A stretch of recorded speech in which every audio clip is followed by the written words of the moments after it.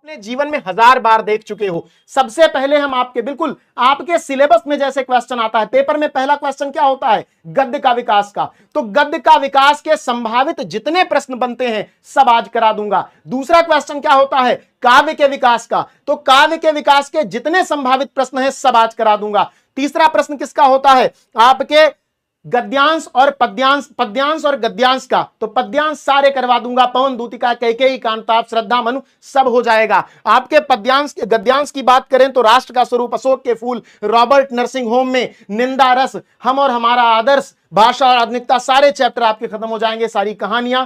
और एक जो सबसे बड़ी चैलेंज आपके जीवन में होता है कि आप साहित्यिक परिचय में ट्रेवल करते हो, साहित्यिक परिचय भी सॉल्व हो जाएगा। लेकिन जो नए बच्चे हैं उनको साथ में सब्सक्राइब करते रहना है, क्योंकि इस आंकड़े को आज हमें कम से कम यहां पर 0 हो जाना चाहिए और यहां पर 6 कितना है?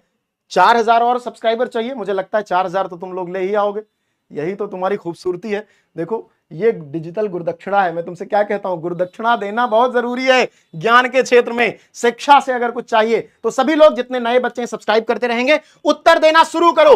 84 वैष्णवन की वार्ता गोकुलनाथ ने लिखा है। नहीं आता है स्क्रीनशॉट ले लो, आता है तो खुशी मनाओ, पीठ ठोक लो अपनी, और कमेंट सेक्शन में सबका आंसर मुझे चाहिए। एक भी बच्चा ऐसा ना हो जो कमेंट सेक्शन में उत्तर देने से रह जाए। नेक्स्ट क्वेश्चन आपका क्या है? आनंद कादंबिनी के संस्थापक कौन थे, संपादक कौन थे? किसने संपादित किया आनंद कादंबिनी? 4 ऑप्शन आपके पास है। बालकृष्ण भट्ट, इनकी दूसरी पत्रिका है प्रताप नारायण मिश्र की ब्राह्मण है, आप जानते हो।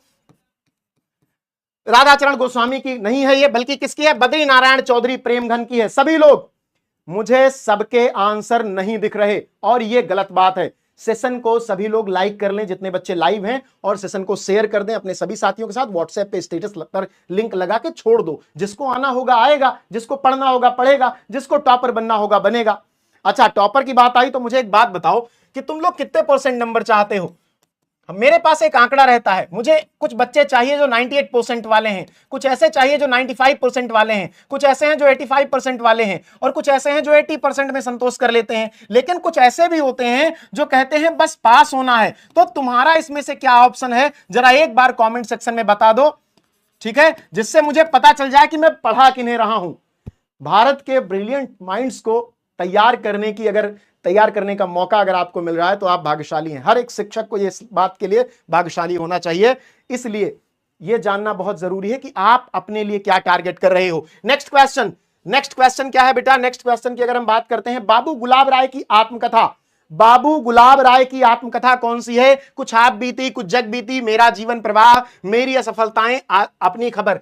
याद रखना, गद्य और काव्य के विकास से जो एमसीक्यू आते हैं बेटा, जो एमसीक्यू, वो आपके फ्री के 10 नंबर होते हैं। और ये सेट ऑफ क्वेश्चंस है कुछ जो आपसे बार बार पूछे जाते हैं, जिसका आपको विशेष ख्याल रखना है। सभी लोग सेशन को शेयर कर देंगे आज आपके, ठीक है। 100% चाहिए।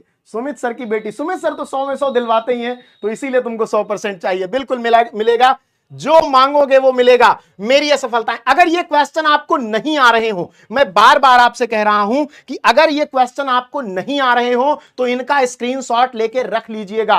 पीडीएफ आपको मिल जाएगी, लेकिन अच्छी बात यह है कि आपको पता होना चाहिए। अगर आपको 10 क्वेश्चन आते हैं, 2 नहीं आते, तो 10 को फिर से क्यों पढ़ना है? 2 का स्क्रीनशॉट लेके रखना है। राजा शिव प्रसाद सितारे हिंद की रचना कौन सी है? भाग्यवती नहीं है, नाचिकेतोपाख्यान नहीं है, प्रेम सागर नहीं है, राजा भोज का सपना है। नेक्स्ट क्वेश्चन की बात करते हैं, मातृभूमि के लेखक कौन है? कौन है मातृभूमि के लेखक? आपने आपके पहले पाठ जो राष्ट्र का स्वरूप है उसके लेखक ही मातृभूमि के लेखक हैं। वे न तो जैनेन्द्र कुमार हैं, न तो दीनदयाल हैं, न तो सुंदर रेड्डी हैं, वे वासुदेव शरण अग्रवाल हैं। क्या कहते हो, मजा आने वाला है कि नहीं? सभी लोग सेशन को शेयर करते रहें। और ये सब्सक्राइब वाला आंकड़ा यहां पर आज 6 हो जाना चाहिए, और यहां पर 4 मैं लिख देता हूं एक बार, जिससे अच्छा लगे। मुझे क्या चाहिए? मुझे चाहिए ये, ठीक है। जाकिर खान वाली लाइन सुनी है ना?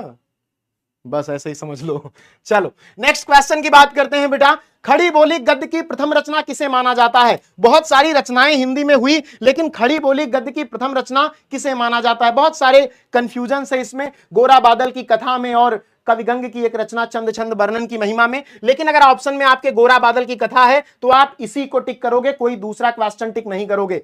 सबसे पहले हम गद्य का विकास करेंगे, जैसा कि मैंने आपको सिलेबस में बताया है। दूसरी बात ये कह रहा हूं, अगर आप आज की क्लास लास्ट तक देखते हो तो आपको पूरे सिलेबस का ओवरव्यू मिलने वाला है। आपको रिवाइज करने के लिए फिर से यही क्लास देखनी पड़ेगी, किताब उठानी पड़ेगी, ये मेरा वादा है। तो अब इस वादे को पूरा करने के लिए मैं तो पढ़ा रहा हूं, आप पढ़ रहे हो कि नहीं आपको यह बताना है और आंसर करते रहना है। नेक्स्ट क्वेश्चन, 100 अजान एक सुजान लेखक कौन लिखा है? 100 अजान एक सुजान जो रचना है ये किसकी रचना है आपको बताना है। सभी लोग बताएंगे, न तो ये भारतेंदु की है, न ही ये प्रताप नारायण मिश्र की है, और न ही अयोध्या सिंह उपाध्याय हरिऔध की है। ये बालकृष्ण भट्ट की रचना है। किसकी रचना है? बालकृष्ण भट्ट। बालकृष्ण भट्ट कब के लेखक हैं? तो ये भारतेंदु युग के लेखक हैं। भारतेंदु युग के लेखक हैं बालकृष्ण भट्ट, और भारतेंदु युग के लेखक प्रताप नारायण मिश्र भी हैं। भारतेंदु हरिश्चंद्र तो भारतेंदु युग के हैं ही। अयोध्या सिंह उपाध्याय ये द्विवेदी युग के हैं, जो आधुनिक काल के अंतर्गत आता है। समझ गए सभी लोग? नेक्स्ट क्वेश्चन की बात कर लेते हैं। ब्राह्मण पत्रिका कब प्रकाशित हुई? ब्राह्मण पत्रिका किस युग में प्रकाशित हुई? तो ब्राह्मण पत्रिका के प्रकाशक कौन है बेटा? प्रताप नारायण मिश्र हैं। कौन है? प्रताप नारायण मिश्र। और जैसा कि मैंने अभी आपको बताया कि प्रताप नारायण मिश्र भारतेंदु के मित्र हैं, भारतेंदु मंडली के सदस्य हैं, भारतेंदु मंडली के सदस्य हैं। तो यह रचना कब की हो जाएगी? भारतेंदु युग की हो जाएगी। समझ रहे हो आप? भारतेंदु युग की रचना हो जाएगी। सभी लोग इस बात का ध्यान दें। नेक्स्ट क्वेश्चन, अपनी खबर पुस्तक की विधा क्या है? अपनी खबर पुस्तक की विधा क्या है आप सबको बताना है। अपनी खबर जो पुस्तक एक लिखी गई उसकी विधा क्या है? और ये सारे सवाल बार बार रिपीट हो चुके हैं, आपके परीक्षाओं में आ चुके हैं। पिछले 10 वर्षों के पेपर के विश्लेषण के बाद ये मैंने कंटेंट आपके लिए तैयार किया है। सभी लोग सेशन को लाइक करते रहेंगे, और जो नए बच्चे हैं जो पहली बार मुझे देख रहे हैं, तुम्हें सब्सक्राइब कर लेना है चैनल को, क्योंकि तुम्हें वो मिलने वाला है जो और कहीं नहीं मिल सकता। ठीक है, ये आत्मकथा विधा की रचना है। नेक्स्ट सवाल की बात करते हैं, हिंदी की प्रथम डायरी किसे कहते हैं? तो मेरी कॉलेज डायरी ये नहीं है, डायरी के पन्ने ये भी नहीं है, तूफानों के बीच ये भी नहीं है।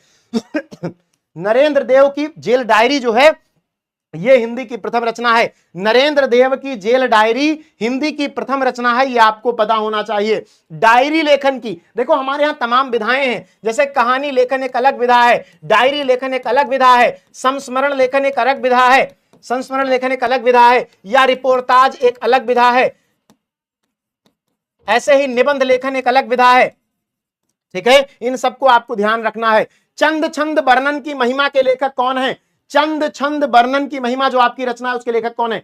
सेशन को सभी लोग शेयर कर देंगे, एक बार अपने व्हाट्सएप की स्टेटस पर लगा देंगे, और सभी लोग इस बात को इंश्योर करेंगे कि सवाल जो भी, हाँ भाई साहब मैंने एक घोषणा की है और उस घोषणा से मैं बदलूंगा नहीं।